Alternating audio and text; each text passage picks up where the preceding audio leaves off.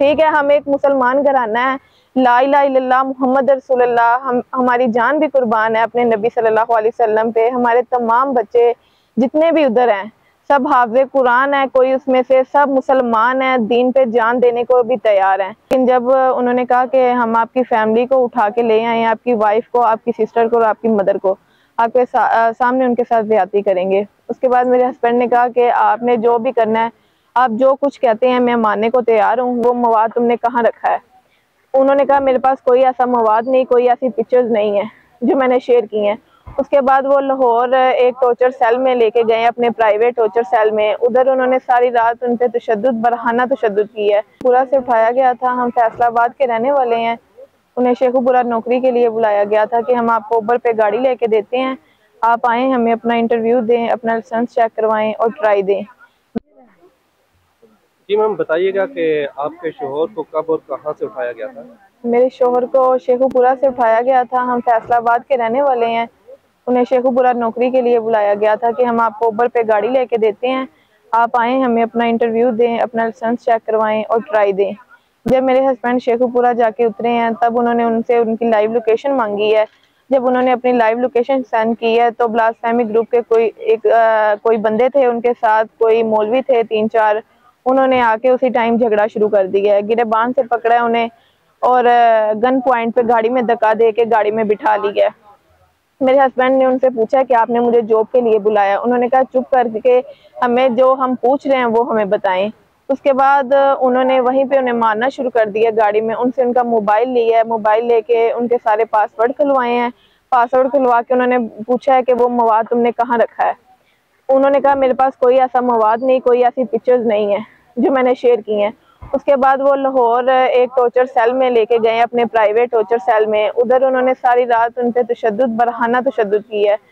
फिर उनके नरम अज़ा पे करंट भी लगाए हैं। उन्होंने मार खा ली लेकिन वो कुछ नहीं बोले। लेकिन जब उन्होंने कहा कि हम आपकी फैमिली को उठा के ले आए, आपकी वाइफ को, आपकी सिस्टर को और आपकी मदर को, आपके सामने उनके साथ ज़्यादती करेंगे। उसके बाद मेरे हस्बैंड ने कहा कि आपने जो भी करना है, आप जो कुछ कहते हैं मैं मानने को तैयार हूँ, मेरी फैमिली को कुछ ना कहिएगा। उसके बाद उन्होंने एक ब्लैंक पेपर पे साइन करवाए हैं और वॉइस रिकॉर्ड करवाई है जिस तरह वो कहते गए हैं। उसके बाद वो पिंडी के लिए लेके गए हैं। पिंडी में उन्होंने कोई उनके साथ FIA का बंदा नहीं था, कोई पुलिस वाला नहीं था, वो प्राइवेट बंदे थे। लेकिन उन्होंने शो वहाँ पे ये किया है कि सब इंस्पेक्टर लेके आया है, FIA का सब इंस्पेक्टर।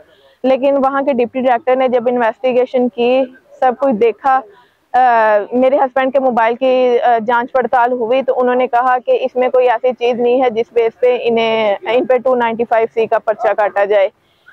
तो उन्हीं के एक बंदे ने बोला कि ब्लासफेमी ग्रुप के एक बंदे ने बोला कि फलां बंदे का हुक्म है, अगर नहीं भी है तो इन पे डाला जाए। उसी टाइम उन पे 295C का पर्चा उन्होंने काट दिया।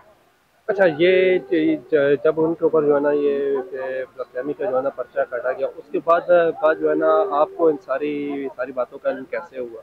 उन्होंने हमें उससे नेक्स्ट डे हमें इन्फॉर्म किया था कि आपका लड़का हमारे पास है, FIA की हिरासत में है, आप लोग पिंडी आ जाएं। हमने आपके बच्चे को शेखुपुरा से उठाया है।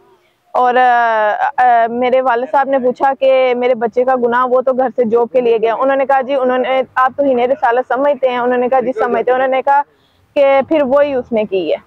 ठीक है, हम एक मुसलमान घराना है, ला इलाहा इल्लल्लाह मुहम्मद रसूलुल्लाह, हम हमारी जान भी कुर्बान है अपने नबी सल्लल्लाहु अलैहि वसल्लम पे। हमारे तमाम बच्चे जितने भी उधर हैं सब हाफ़िज़े कुरान है, कोई उसमें से सब मुसलमान है, दीन पे जान देने को भी तैयार हैं।